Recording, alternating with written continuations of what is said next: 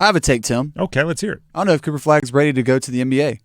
Why would he not be? After missing that shot against Houston, I don't know if he has that clutch factor that a lot of NBA coaches might be looking for when it comes down to. I'm kidding, folks. Okay. I'm kidding. I'm not going to let one shot determine a whole career. Although it's not just one shot. I mean, he turned the ball over a few times against Kentucky late, turned the ball over against Kansas late. Both games they lost early.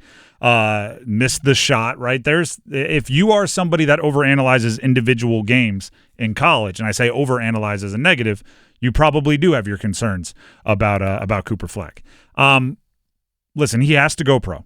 Okay, let's just be clear. He's going to be the number 1 overall pick, and before you argue that he's giving up something, he's giving up nothing. He can have his college experience if he wants on his own terms, right? There's nothing that says he can't complete his degree. If education is something that if secondary education is something that is important to him, he can do so. We've seen a ton of NBA players go back and get their degree. There's nothing that says he can't live in an apartment complex with his young teammates in the NBA and get the dorm experience, or bring his buddies with him from high school and get the dorm experience. LeBron talks about how the Miami years for him. He spent 4 years in Miami. That was his college experience. Like he can do it all, right? But he also gets to be the number 1 overall pick and generational wealth and protected and be stable and everything that comes with it. So good for him. I do want to know something. After that loss to Houston in the Final Four, for a second, did you kind of sit back for yourself and think, what if he does come back? Like, what if he doesn't want his last shot at Duke to be that jumper that went off the rim? I never thought he was coming back. I guarantee you there were moments where he thought he was coming back.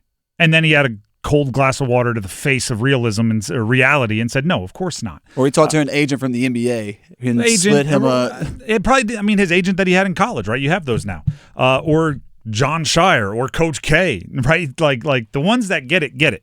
And there is a magic about college experience, right? Especially when you're the BMOC, big man on campus, like he was. I'm sure he did go it could be awesome, but it's just not realistic. And it actually does something that Graham, you kind of brought up. It heightens the electricity of the one and done year. If you are an obvious one and done, Cooper Flagg was one and done from the moment he committed to Duke, right? The moment he committed, it was you got 1 year with him. It heightens the stakes for that 1 year because there is no next year. There is none. If you miss the last shot in the Final Four that would have won you the game, that's it. That's it. It's not like let me try to pick a Duke player through like J. Will. Right, Jason Williams at the time was the player of the year. I think it was a Sporting News Rookie of the Year, Freshman of the Year as a freshman, right? And he was on a team with Battier and all these guys, and they lost in the Sweet 16 his freshman year. Averaged double figures, right? He was a starting point guard for one of the best teams in the country. Sporting News Freshman of the Year. Guess what? That's the day he's gone. And for the rest of his life, he's thinking about the Sweet 16. I think they lost to Florida. It was Mike Miller, Udonis Haslem, and that group. And that's what he's thinking about. Instead, it's a previous era. It's a previous generation. He doesn't have the lottery knocking down his door right away. So what happens? He comes back his sophomore year. He wins the national championship. And guess what? Nobody talks to him about that Sweet 16 loss to Florida, because he can always respond with, yeah, then I got one of these and hold up the ring on his finger, right? And then I came back my junior year, and even though he didn't win, he won all the National Players of the Year, and he was the 2nd overall pick.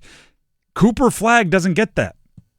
Cooper Flagg doesn't. Christian Laettner lost in the Final Four his freshman year. Now, he wasn't as featured, right? He was more of a supporting, so who knows if the NBA would have been calling now. But darn sure after his sophomore year it would have. He didn't win the national championship that year either. Lost in the Final Four, lost in the championship game. His junior year finally won it again his senior year. Now people talk about him like he might be the best college basketball player, resume-wise, in the history of the game. Some UCLA people will probably disagree with that. Some UNC people will probably disagree with that. I'm just saying he's in the argument. And I know for Flagg, Knipple, Proctor even, these guys that have already, Knipple and Flagg specifically, that are going on to the NBA draft, yeah, they're not going to be able to go up to meet with an agent and say, here's my Final Four ring. But in this day and age of the one-and-done era, is it starting to feel like that maybe the individual accolades start to outweigh the team accolades a little bit, because he does have the Rookie of the Year, ACC Player of the Year, all that other stuff. Not for Cooper Flagg, and here's why. Cooper Flagg isn't mingling in circles of just one, right? When Duke was looking like a wagon during the NCAA tournament, when they were mowing teams down, who did everybody go talk to? Carmelo Anthony.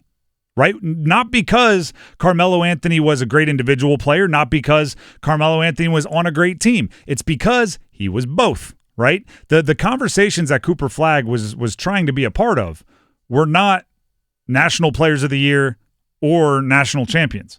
He was trying to be a part of both, right? He was trying to be a part of, I got both of those things. Instead, he falls one rung short, right? Instead of going with the Carmelo Anthonys of the world, where, the next time there's a freshman that's in the National Player of the Year conversation and on a top-ranked team, right? When that happens, they're not calling up Cooper Flagg. They're calling up Carmelo Anthony, or they're calling up Anthony Davis, right? Or they're calling up somebody like Jahlil Okafor even. Kevin Durant. That's where Cooper Flagg lives now in college lore, as far as unbelievable freshman seasons that didn't end holding the trophy. So there is a little added extra, like that's the good part of one and done, right? Everybody's mad, oh, you don't develop relationships. How am I supposed to root for this team when they're new every year? Well, it's like, well, the Cooper Flagg situation ramped up from 0 to 100 miles an hour pretty quickly, right? As soon as he got on Duke's campus, he was all in. Fans understood this was the year because he's gone next year, and it made for a really, really fun pressure cooker of 1 year in Durham. And it ended just short of their overall goal, but you can't say every step along the way there wasn't a heightened focus, because you knew he was going to be the number 1 overall pick. And now he declares to go pro. Duke is a machine, by the way, media-wise. So you got Wednesday, last Wednesday, Con Knippel announced he was going pro. Yep. What was it, Thursday? Caleb Foster announces he's returning. Friday, Tyrese Proctor announces he's going pro. I think it was Friday, may have been Saturday. And then Monday, you get Cooper Flagg announcing he's going pro. I would guess tomorrow there will be an announcement from Isaiah Evans or perhaps Kaman Malawash going pro, right? And I would guess Evans is coming back, but who knows? Got to wait for the announcement. Duke gets a 24-hour news cycle for every single one of their players. Their creative media team is definitely hitting their stride right now. And they have the new saying, League Next, or what do they say? I think it's League Next, Duke Forever is what they post, and it's on all of them. Oh, interesting. Okay. They got their little catchphrases.